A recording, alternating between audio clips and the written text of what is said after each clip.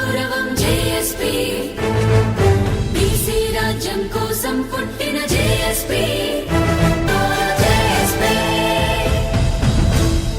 నమస్తే, welcome to JSP media. So మొన్న జరిగినటువంటి ఏదైతే వైటీడీఏ బోర్డు యాదగిరి టెంపుల్ సంబంధించి ట్రస్ట్ బోర్డు ఏదైతే ఉన్నదో దాన్ని ఎంపిక చేయడం జరిగినది. సో దాంట్లో సభ్యులు కూడా ఎంపిక చేయడం కూడా జరిగినది. సో దానిలో ముఖ్యంగా ఒక ఫ్లెక్సీ వారికి సంబంధించి వివాదం అయితే నడుస్తూ ఉన్నది. ఏంటి ఆ ఫ్లెక్సీ వివాదం అంటే, యాదగిరి టెంపుల్ ట్రస్ట్ బోర్డులో సత్యనారాయణ రెడ్డికి ఒక చైర్మన్ పదవి ఇస్తే మిగతా సభ్యుల దాంట్లో వివిధ ఎమ్మెల్యేలు కావచ్చు, ఇంకా ఇతరత్ర సభ్యులు కూడా ఒక 10 మందిని యాడ్ చేయడం జరిగింది. దాంట్లో ఇతరత్ర సామాజిక వర్గాలు కూడా ఉన్నారు. దాంట్లో ప్రధానంగా యాదవ సామాజిక వర్గానికి చెందిన ఈశ్వరమ్మ యాదవ్ అనే ఒక బోర్డు మెంబర్గా అవకాశం కల్పిస్తే దాన్ని ఓడ్చుకోలేక ఉన్న ప్రమాణ స్వీకారం రోజు ఏదైతే వీళ్ళు ఈశ్వరమ్మ యాదవ్ వాళ్ళు ఫ్లెక్సీ పెట్టిన ఏదైతే ఉన్నదో దాంట్లో జక్కిడి శివచరణ్ రెడ్డి ఏదైతే యూత్ కాంగ్రెస్ ప్రెసిడెంట్ ఎవరైతే ఉన్నారో ఇప్పుడు వాళ్ళ డాడీ ప్రభాకర్ రెడ్డి ఫోటో లేదని చెప్పేసి ఇష్టం వచ్చినట్టుగా పచ్చి బూతులు తిట్టడం జరిగినది. అది కాస్త ఇప్పుడు పెద్ద ఎత్తున కూడా వివాదానికి చెలరేగుతుంది. మరి బీసీ సామాజిక వర్గానికి అనే చోటు కల్పించారనే ఒక ఇదియా, లేదంటే నిజంగానే ఫ్లెక్సీలో ఫోటో పెట్టలేదని చెప్పేసి ఎందుకు వివాదం నడుస్తూ ఉన్నది? ఈరోజు శివచరణ్ రెడ్డి తన అనుచరులతోటి ఏ విధంగా తిట్టిస్తున్నాడో సోషల్ మీడియాలో మనము చూస్తూ ఉన్నాం. సో ఈరోజు యాదవ్ సంఘాలనే కాదు, అటు గౌడ సంఘాలు కావచ్చు, ఇతరత్ర బీసీ సంఘాలు కావచ్చు, అందరినీ కలిపి తిట్టడం జరిగినది. సో అవి బూతులా ఇంకేమన్నా, అసలు దానికి అడ్డు అదుపు లేకుండా తన ఇష్టారాజ్యంగా మాట్లాడడం జరిగింది ఒక పెద్దవాడని పట్టుకొని. ఒక్కసారి అది మీకు వినిపిస్తాను, ఎట్లా మాట్లాడడం జరిగినది, ఏ రేంజ్లో మాట్లాడడం జరిగినది మీకు వినిపిస్తా ఒకసారి. నేను స్టేట్ ప్రెసిడెంట్ ఏం లాభము, నా ఎంబడి ఎవడు తిరగాలి, క్యాడర్కి ఏం సమాధానం చెప్పుకోవాలి? కిదా టిక్కిడి ప్రభాకర్ రెడ్డి ఫోటో లేకుండా మంత్రాబాద్ డివిజన్ లో నువ్వు కాంగ్రెస్ పార్టీ క్లిక్ చేస్తావు. ఈ మంత్రాబాద్ లో రక్తం, ప్రాణం, జీవితం పెట్టాం. నువ్వు ఎలా అధికారం ఉంటే ఆయన జెండా వస్తా అంటే పోయి ఏదైనా చెప్పుకో, మాకు సంబంధం లేదు. మర్యాద చెప్పుకుంటావా? పిసిసి ప్రెసిడెంట్ చెప్పుకో, రాహుల్ గాంధీ దగ్గర కూడా చెప్పుకో. ఫ్లెక్స్ చేసే ముందు ఎవరు డిజైన్ చేసిండు, ఫ్లెక్స్ ఎవడు ఏం చేసిండు. ఆయన ఏమంటున్నాడంటే, మధు యాష్కి చెప్పుకుంటావా, ఎల్బీనగర్లో ఉన్న మధు యాష్కి చెప్పుకుంటావా, ఇటు కాంగ్రెస్ పార్టీ ప్రెసిడెంట్కి చెప్పుకుంటావా, రాహుల్ గాంధీకి చెప్పుకుంటావా, రేవంత్ రెడ్డికి చెప్పుకుంటావో, ఇక్కడ నేనే బాసు అన్నట్టుగా తను మాట్లాడుతాను. రఘువీర్ గారు ప్రమేయం ఉందా లేదా ఫ్లెక్స్ దాంట్లో వేస్తే జేపీఆర్ అన్న ఫోటో ఎందుకు వేయలేదు? మళ్ళా ఫ్లెక్స్ చేయమని మా డాడీ ఫోటో లేకపోతే నా అంతలో నేను పోయి వీడియో పెట్టి నేనే చెప్తా. రామ్ రెడ్డి అన్నటువంటి మంత్రాబాద్ లో నువ్వు కావాలి, నీకు జేపీఆర్ అవసరం లేదా? ఎన్ని యాంగిళ్లలో నవ్వాలో అన్ని యాంగిళ్లలో పోసిపోయిన ఫ్యామిలీ మీద నవ్విపోతారు. నువ్వు పోయి ఫ్లెక్స్ చేసి పెద్ద మంచి ఫోటో వేయకపోతే చిప్పక ముద్దు పెట్టుకుంటారా అమ్మ అని చెప్పి చిక్కెలో కొడతారమ్మా. నువ్వు పూడక పార్టీ మారుకుంటా పెద్ద మంచి బొమ్మ వేయకపోతే చింపక ముద్దు పెట్టుకుంటారా? నేను చెప్తున్న పోరాడు సురేష్ అనేటోడు రెగ్యులర్ రఘువీర్ గారితో మందు అవుతాడు. నువ్వు కాంగ్రెస్ పార్టీలో ఈనాడన్నా నువ్వు పిల్లలు కనబడ్డావా? మరి నేను యూత్ కాంగ్రెస్ ప్రెసిడెంట్ ఉన్నా, మా ఇంటికి వచ్చినావా నిలబడతా అని. ఇంట్లో యూత్ కాంగ్రెస్ స్టేట్ ప్రెసిడెంట్ ఉన్నాడు, కొత్త స్టోరీ. నీకు చిన్నపిల్లలుగా కనబడొచ్చేమో. బయట రాష్ట్రంలో నేను నెంబర్ 3 ముఖ్యమంత్రి పిసిసి. Who are you? నువ్వు పార్టీకి ఏం సర్వీస్ చేసినావు? నువ్వు ఎవరు? ముఖ్యమంత్రి, ప్రెసిడెంట్, ఇటు టీపీసీసీ ప్రెసిడెంట్ ఎవరైతే ఉన్నారో Mahesh Goud, who are you అని చెప్పేసి అంటా ఉన్నారు. తను అంటే ఈ రాష్ట్రంలో ముగ్గురే వ్యక్తులు, ప్రధానంగా దాంట్లో నేనొక వ్యక్తిని అని చెప్పేసి తను చెప్తా ఉన్నాడు అనమాట. తీసుకొచ్చింది అధికారం కోసం కాంగ్రెస్ బీఆర్ఎస్ లో పోయినావు. నేను అడుగుతున్న కృష్ణ యాదవ్, నీకు సిగ్గు శరం ఉంటే మా నాయన నీకు బీసీ అయితే నీకు టికెట్ ఇస్తా అన్నాడు కదా. నీకు టికెట్ ఇస్తా అన్నాక బోసుడికే నువ్వు అయ్యే ఫోటో అయ్యవా? పిసిసికి చెప్పు, ముఖ్యమంత్రికి చెప్పు. నువ్వు వచ్చి నీకు నీ మనమానికి రాయకి అనుభవం లేదు.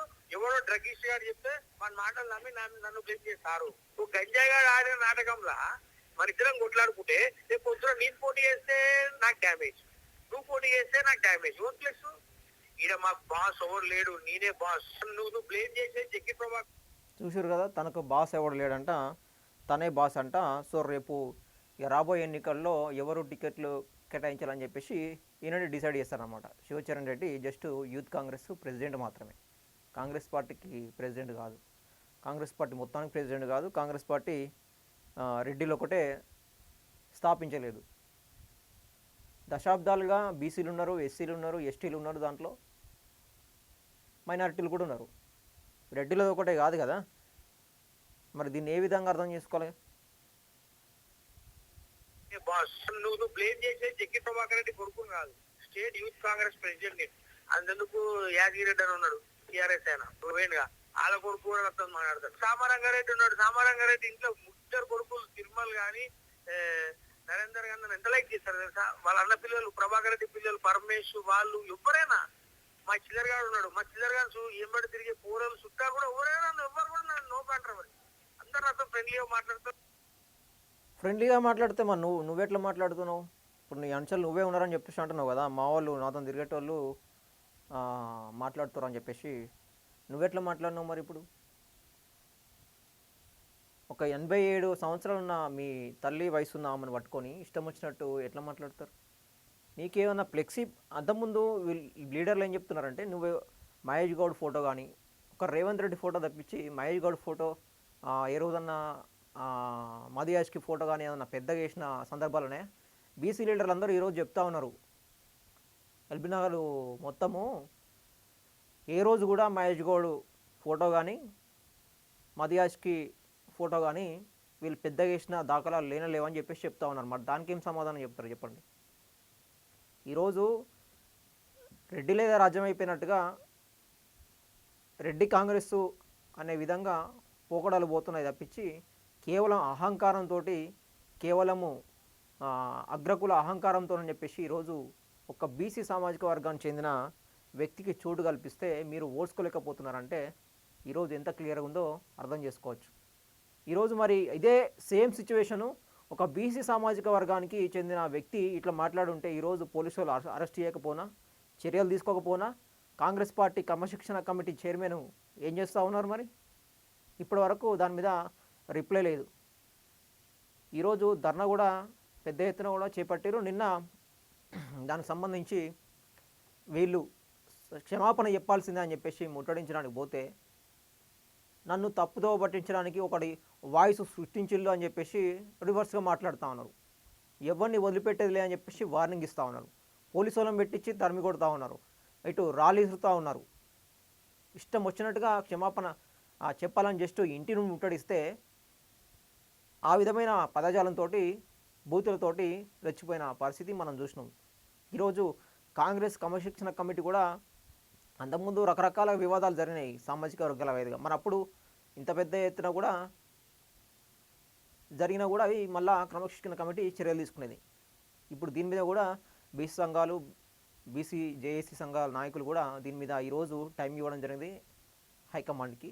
ఒకవేళ వాళ్ళు క్షమాపణ చెప్పకపోతే ఖచ్చితంగా గాంధీ భవన్ ముట్టడిస్తాం, అవసరమైతే రాహుల్ గాంధీ దగ్గర తీసుకుపోతామని చెప్పేసి కూడా హైకమాండ్ దగ్గర దీన్ని తీసుకుపోతుంది. ఈ అంశాన్ని ఎట్టి పరిస్థితుల్లో వదిలేదని చెప్పేసి ఖచ్చితంగా క్షమాపణ చెప్పాలి, అవసరమైతే బర్తరఫ్ కూడా వేయాలని చెప్పేసి కూడా డిమాండ్ చేస్తూ ఉన్నారు. ఒకసారి నిన్న జరిగిన వీడియో మీకు చూపిస్తాను. నిన్నటి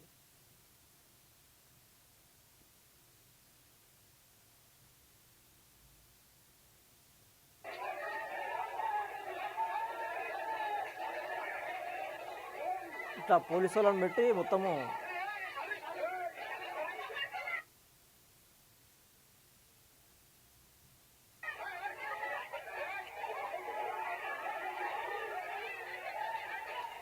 ఇది శివచరణ్ రెడ్డి వాళ్ళ ఇంటి దగ్గర అన్నమాట.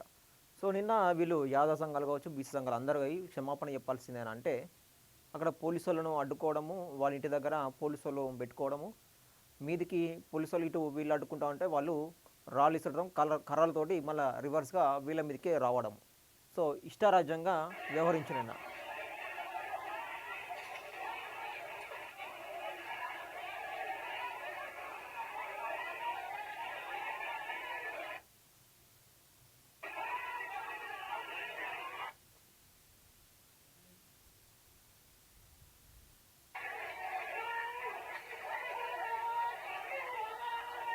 ఇట్లా రాళ్ళు కర్రలతోటి నిన్న పెద్ద ఎత్తున కూడా గొడవ కూడా జరిగింది.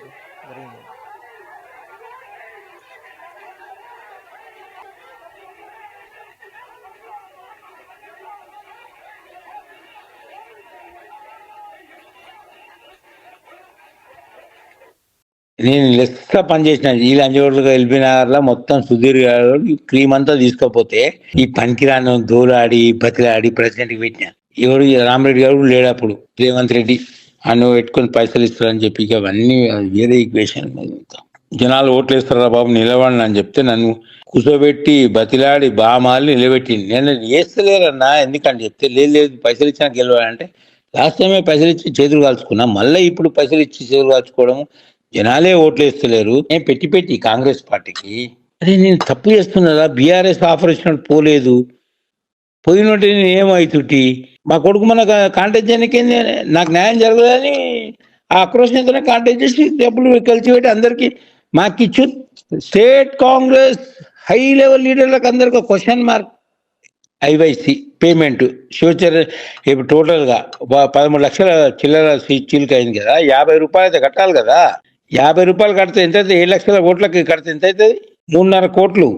ఐవైసీకే 3.5 కోట్లు. ఈ మెంబర్షిప్ చేయనీకే సేమ్ 50 వేసుకో ఎంత అవుతుంది, ఇవి 3.5.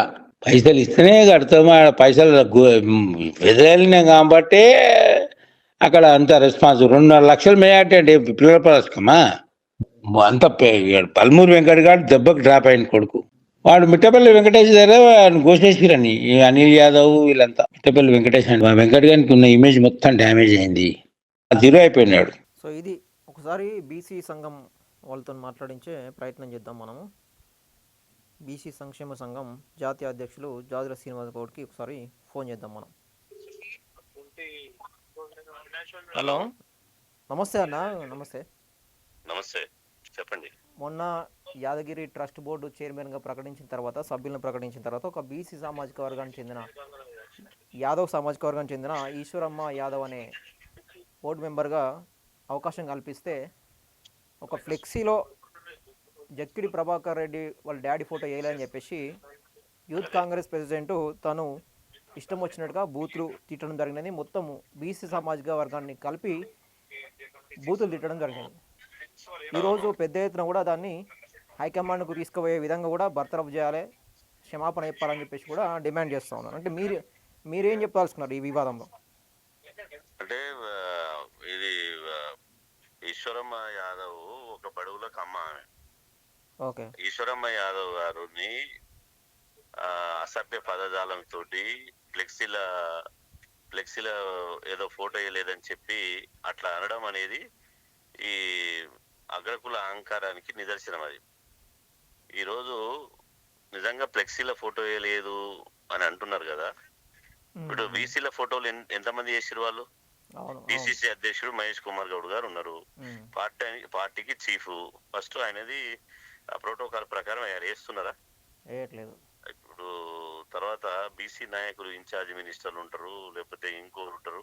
అది ఇప్పుడు సమస్యల్లో ఏంటంటే వాళ్లకు కాంగ్రెస్ పార్టీ అంటే ఇది మాది, మా రెడ్ల పేటెంట్ ఇది, కాంగ్రెస్ పార్టీ అంటేనే మేమనే పద్ధతిలో వాళ్ళు ఉన్నారు. తెలంగాణ రాష్ట్రంలో కులగణన జరిగింది. కులగణన జరిగిన తర్వాత బీసీలు, ఎస్సీ, ఎస్టీ, మైనార్టీలంతా 90% ఊళ్ళని చెప్పినాక కూడా ఇంకా వితండవాదం చేసి, ఇంకా పనికిరాని మాటలు మాట్లాడి, ఇంకా బీసీలను అవమానించే, బీసీ, ఎస్సీ, ఎస్టీలను అవమానించుడు, అణచివేయాలని ఆలోచించుడు, పిచ్చి వేషాలు వేస్తున్నారు. ఇది నిజంగా ఇప్పుడు మనం అందరు రెడ్డి సామాజిక వర్గాన్ని అనడం లేదు. రెడ్డిలలో కూడా సాయం వైపు ఆలోచించేటోళ్ళు, ప్రగతిశీల భావాలు కలిగిన వాళ్ళు చాలా మంది ఉంటారు. కానీ అక్కడనో ఇక్కడనో ఇట్లాంటి వాళ్ళు రెడ్డి జాతికి కళంకం తెచ్చేటువంటి వాళ్ళు, రెడ్డి సామాజిక వర్గంలో పుట్టి కులానికి చెడ్డ పేరు తెచ్చే విధంగా వ్యవహరిస్తారు. ఈరోజు ఇలా ఫ్లెక్సీ నేనే నెంబర్ 3 అని అనడం అంటే ఇలా అహంకారం కదా. మీ ఓట్లు ఎంత శాతం ఉన్నాయి? మీరు ఏ జెండాలు మోసిరు? ఎన్ని రోజులు జెండాలు మోసిరు? మీకు ఇచ్చిన పదవులు ఎన్ని? ఇప్పుడు 59 మంది ఎమ్మెల్యేలు ఉన్నారు. ఆ, ఇంతమంది ఎమ్మెల్యేలు పెట్టుకొని ఇంకా ఇంకా ఇంకా చాలదా? ఆ, ఇప్పుడు వాళ్ళ కుటుంబము 3 సార్లు కౌన్సిలర్ గా కార్పొరేటర్ గా పోటీ చేసిరు, డిపాజిట్ కూడా రాలేదు, ప్రజలలో ఆదరణ లేదు, అదే విధంగా ఏమీ లేదు. ఏదో నేను రాష్ట్ర యువజన కాంగ్రెస్ అధ్యక్షుడు తెచ్చుకున్న డబ్బులు పెట్టి కొనుక్కున్నా అనే పద్ధతిలో అహంకారము, ఆధిపత్య ధోరణి అనేది స్పష్టంగా కనపడుతుంది. ఇది మంచి పద్ధతి కాదు. మీరు ఎగిరెగిరి పడితే ఎట్లా? ఇప్పుడు వీళ్ళు ఎల్బీ నగర్ లో కాసో శ్రీకాంతాచారి ఒక బీసీ బిడ్డ ఆత్మత్యాగం చేస్తే తెలంగాణ వచ్చింది. వీళ్ళు ఎవరైనా చేసిరా? 1100 మంది బిడ్డలు బలిదానం చేస్తే తెలంగాణ వచ్చింది. వచ్చిన తెలంగాణలో పదవులు కొనుక్కుంటా ఇలా మేమే తెలంగాణ తెచ్చినాము, మేమే మొనగాళ్ళం, మేమే మోనార్కులం అనుకుంటే ఎట్లా? చీరి చింతకు కడతారు బీసీ ఎస్సీ ఎస్సీలు అంతా కలుసుకుంటే. ఇట్లాంటి వాళ్ళని వదిలే ప్రసక్తి లేదు. అసలు కాంగ్రెస్ పార్టీకి ఇలా బీసీల పట్ల చిత్తశుద్ధి ఉంటే, బీసీ ఎస్సీ ఎస్టీల రేపు ఓట్లు కావాలనుకుంటే ఇట్లాంటి వాళ్ళని తక్షణం సస్పెండ్ చేయాలి. ఏమంటే కాంగ్రెస్ పార్టీ నుంచి తీసే అవతల పారేసేయాలి. ఇప్పుడు మీరు బర్తరఫ్ చేస్తారంటే క్రమశిక్షణ కమిటీ అయితే ఉన్నదో మీరు చర్యలు తీసుకుంటారు అనుకుంటున్నారా మీరు? ఇప్పుడు కాంగ్రెస్ పార్టీకి కాంగ్రెస్ పార్టీలో ఉన్న రెడ్లు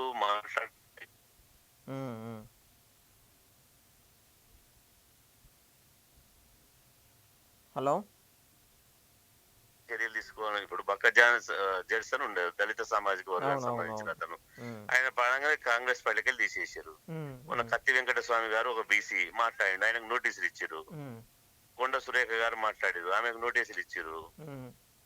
తర్వాత రెడ్లు మాట్లాడితే ఎక్కడ ఇచ్చారు? ఇప్పుడు రాష్ట్రంలో ఒక తుంగతుర్తిలో ఒక దళిత బిడ్డ మందల శ్యామేళ్ళు ఎమ్మెల్యే, ఆయన నియోజకవర్గంలో పార్టీ ఏది ఉందని చెప్పి అక్కడ ఉన్నటువంటి వాళ్ళ అగ్ర కులాలంతా కలిసి ఆయన్ని బదనాం చేయాలని రకరకాలుగా దళిత నాయకత్వాన్ని తొక్కారని. ఇప్పుడు నిజామాబాద్ లో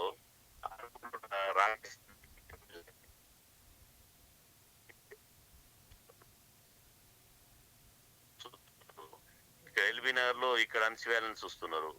అంటే ఇప్పుడు వీళ్ళు